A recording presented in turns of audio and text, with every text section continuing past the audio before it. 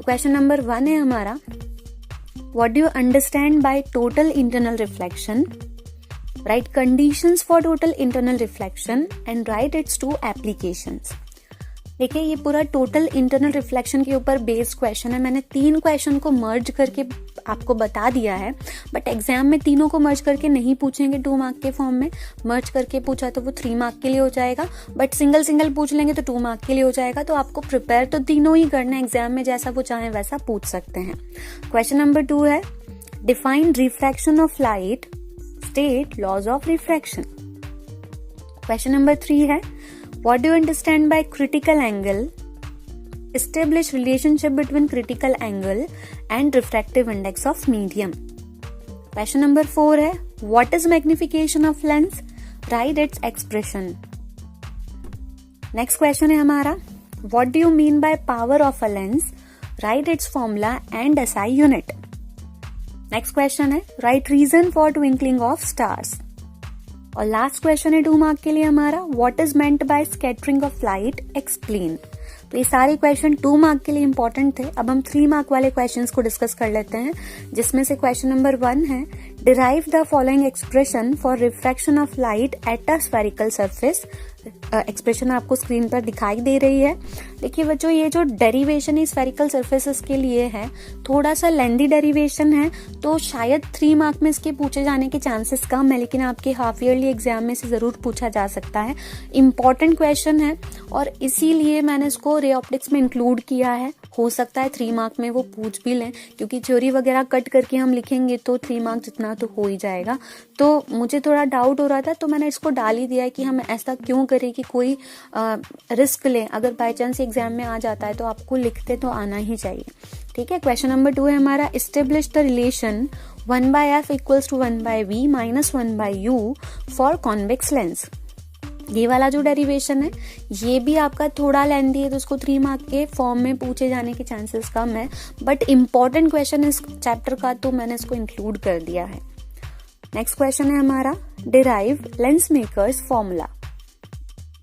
Again ये question भी ऐसा है जो थोड़ा लेंथी है बट इंपॉर्टेंट है।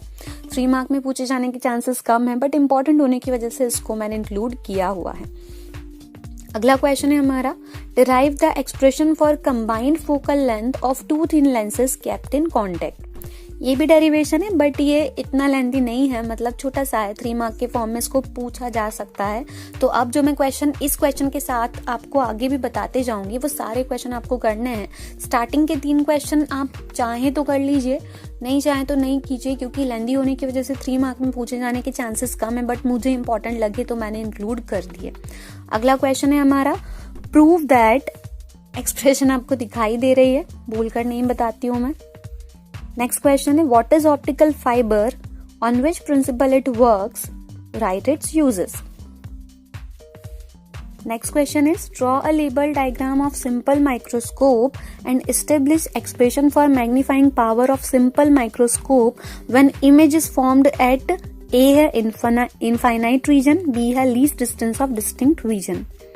सेम क्वेश्चन आप कंपाउंड माइक्रोस्कोप के लिए भी प्रिपेयर कर सकते हैं, बट अगेन ये जो सिंपल माइक्रोस्कोप और कंपाउंड माइक्रोस्कोप वाले क्वेश्चन हैं थोड़े लेंदी हैं, तो 3 मार्क में आपको इसके लिए सब कुछ नहीं पूछा जाएगा। मे बी मान लीजिए ओनली डायग्राम पूछ लिया जाए, या ओनली मैग्नीफाइंग पावर का डेरिवेशन पूछ लिया जाए, या ओनली इनफाइनाइट डिस्टेंस पे इमेज कैसी बनेगी उसका डायग्राम पूछ लिया जाए। तो सब कुछ तो नहीं पूछेंगे, तो उसको टुकड़ों में आपसे पूछ सकते हैं। तो ये 2 क्वेश्चंस भी आप टुकड़ों के लिए कर लीजिएगा। मतलब क्वेश्चन आपको कंप्लीट प्रिपेयर करना है, बट वो उसका छोटा सा पोर्शन पूछ सकते हैं, तो हमें तो नहीं पता कि कौन सा पोर्शन वो पूछ सकते हैं, तो हमें पूरा क्वेश्चन जरूर से इसका करना पड़ेगा। तो ये थे हमारे रे ऑप्टिक्स के इंपॉर्टेंट क्वेश्चंस। अब हम बात कर लेते हैं आपके चैप्टर 10 वेव ऑप्टिक्स के इंपॉर्टेंट क्वेश्चंस के बारे में, जिसमें से 2 मार्क के लिए जो इंपॉर्टेंट क्वेश्चन है वो आपको स्क्रीन पर दिखाई देंगे। तो पहला क्वेश्चन है हमारा, define wave front and wavelet. Next question है, what do you understand by diffraction of light. Next question is, define interference of light. Next question is, write essential conditions for interference of light. Next one is, define polarization of light. Next question is, define the following. A है plane of vibration, b है plane of polarization. अब हम 3 mark के लिए question discuss करते हैं। पहला question है write Huygens theory of secondary wavelets. Next है differentiate between interference and diffraction.